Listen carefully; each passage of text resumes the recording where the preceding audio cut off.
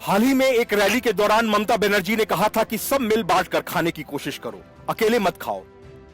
असल में गड़बड़ी कुछ परसेंटेज में हुआ है। पहले 80% ऊपर जाता था, 20% पार्थ चटर्जी अपने पास रखता था, लेकिन कुछ प्रॉब्लम हुआ, इसलिए ममता बनर्जी बैकफुट पर आ गई। पैसा ऊपर नहीं जा पा रहा। बंगाल में भ्रष्टाचार के कल्चर पर राजनीतिक विश्लेषक गार्गी नंदी रॉय का ऐसा ही मानना है।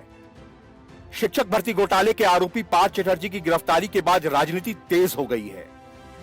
इस बीच मुख्यमंत्री ममता बनर्जी ने भी चुप्पी तोड़ते हुए कहा कि वह गलत काम या भ्रष्टाचार का समर्थन नहीं कर सकती। एसएससी घोटाले की जांच कर रही ईडी को पार्थ चटर्जी की करीबी अर्पिता मुखर्जी के आवास से 21 करोड़ रुपए नकद मिले थे, जिसके बाद दोनों की गिरफ्तारी हुई। राजनीतिक विश्लेषक गार्गी नंदी रॉय ने पार्थ चटर्जी और ममता बनर्जी पर गंभीर आरोप लगाए। गार्गी नंदी रॉय ने कहा कि अगर बंगाल का हर वर्ग, हर मां बाप आज आहत है, क्योंकि हमारे बच्चों के भविष्य से खिलवाड़ हो रहा है। उन शिक्षकों को रखा गया जिन्होंने ब्लैंक पेपर दिया था टीचर्स एग्जामिनेशन में, और बदले में 15 से 20 लाख रुपए लिए गए थे। हमने ऐसे वीडियो देखे हैं कि जो बंगाली की टीचर है उनको बांग्ला स्पेलिंग नहीं बोलने आता। कोई पार्टी में कुछ लोग चोर होते हैं, लेकिन टीएमसी तो पूरे चोरों की ही पार्टी बनकर रह गई है। ममता बनर्जी पर निशाना साधते हुए गार्गी रॉय ने कहा कि दीदी ने कुछ दिन एक रैली में बोला था कि मिल बांट कर खाने की कोशिश करो, अकेले सब कुछ मत खाओ। ये वहां का कल्चर है।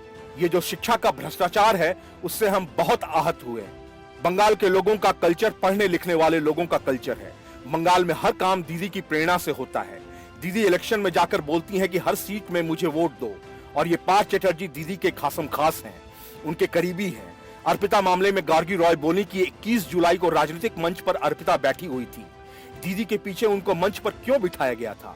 अगर अर्पिता कोई नहीं लगती, उनकी कुछ परसेंटेज जाने से गड़बड़ हुआ। पहले 80% के ऊपर जाता था, पार्थोदा 20% तक रखते थे। अभी कुछ प्रॉब्लम हुआ, इसलिए दीदी बैकफुट पर है।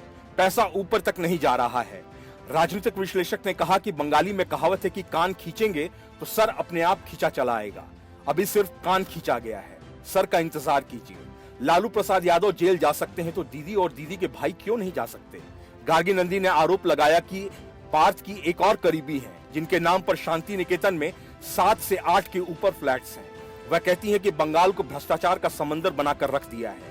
टीएमसी प्रवक्ता शांतनु सेन ने कहा कि अगर बंगाल में एजुकेशन इतनी खराब है तो सेंट्रल स्कॉच अवार्ड क्यों दे रहा है?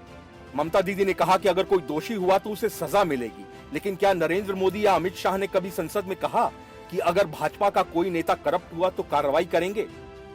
Bureau report, news of India.